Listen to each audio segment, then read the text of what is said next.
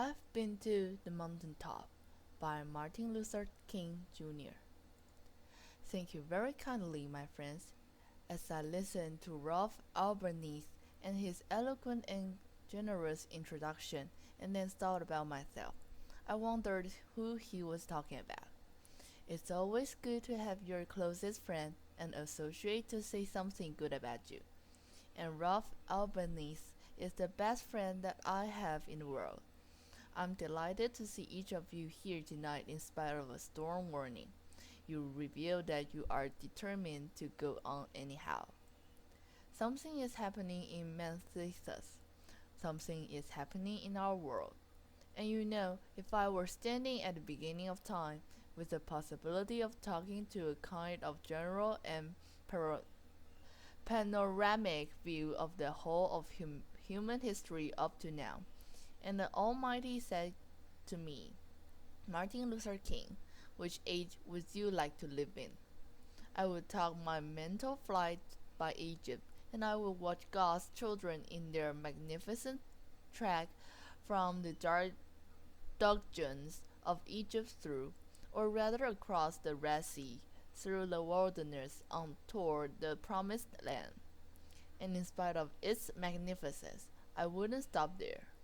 I would move on by Greece and talk my mind to Mount Olympus, and I would see Plato, Aristotle, Socrates, Euripides, and Aristophanes assembled around the Parthenon, and I would watch them around the Parthenon as they discussed the great and internal issues of reality. But I wouldn't stop there. I would go on even to the great heyday of the Roman Empire, and I would see developments around there through various emperors and leaders. But I wouldn't stop there.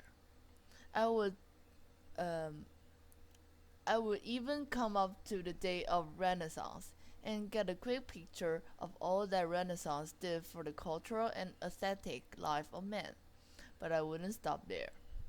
I would even go by the way that the man from whom I am named had his habitat, and I would watch Martin Luther as he tacked his 95 theses on the door at the Church of Wittenberg.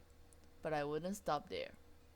I would come up even to 1863 and watch a vacillating president by the name of Abraham Lincoln finally come to the conclusion that he had to sign the Emancipation Proclamation. But I wouldn't stop there. I would even come up to the early 30s and see a man grappling with the problems of the bankruptcy of his nation, and come with an eloquent cry that we have nothing to fear but fear itself. But I wouldn't stop there. Strangely enough, I would turn to the Almighty and say, if you allow me to live just a few years in the second half of the 20th century, I will be happy. Now that's a strange statement to make, because the world is all messed up. The nation is sick. Trouble is in the land. Confusion all around. That's a strange statement. But I know somehow that only when it is dark enough can you see the stars. And I see God working in its period of the 20th century in a way that men, in some strange way, are responding. Something is happening in our world. The masses of people are rising, and wherever they are assembled today, whether they are in Johannesburg, South Africa, Nairobi, Kenya, Accra, Ghana, New York City, Atlanta, Georgia, Jackson, Mississippi, or Memphis, Tennessee, the cry is always the same. We want to be free. And another reason that I'm happy to live in this period is that we have been focused to a point where we are going to have to grapple with the problems that men have been trying to grapple with through history. But the demands didn't force them to do it. Survival demands that we grapple with them. Men, for years now, have been talking about war and peace, but now no longer can they just talk about it. It is no longer a choice between violence and nonviolence in this world. It's nonviolence or non-existent. That is where we are today. And so in the human rights revolution, if something isn't done and done in a hurry to bring the colored people of the world out of their long years of poverty, their long years of hunt and neglect, the whole world is doomed. Now I'm just happy that God has allowed me to live in this period to see what is unfolding. And I'm happy that He's allowed me to be in Menthesas. I can remember I can remember where Negroes were just going around, as Rolfo has said, so often, scratching where they didn't itch, and laughing where they were not tickled. But that day is all over. We mean business now, and we are determined to gain our rightful place in God's world. And that's all this whole thing is about. We aren't engaged in any negative protest and in any negative arguments with anybody. We are saying that we are determined to be men. We are determined to be people. We are saying that we are God's children. And that we are God's children, we don't have to live like we are focused to live. Now, what does all of this mean in this great period of history? It means that we've got to stay together.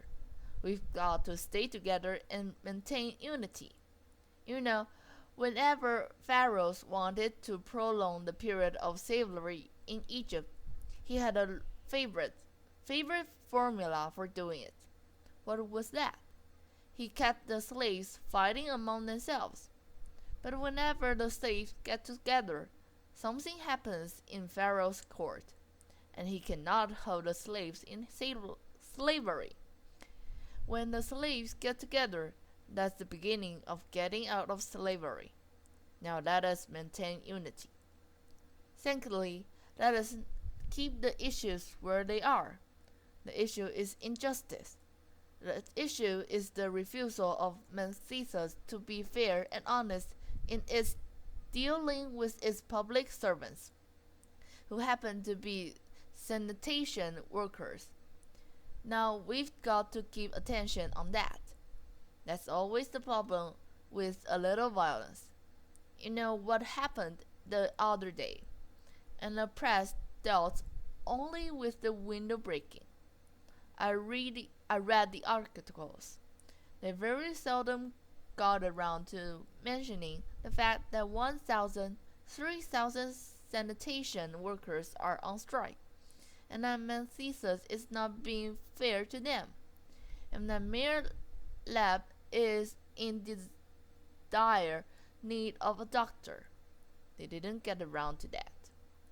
Now we're going to march again, and we've got to march again, in order to put the issue where it is supposed to be, and focus everybody to see that there are 1,300 of God's children here suffering, sometimes going hungry, going through dark and dreary nights, wondering how this thing is going to come out.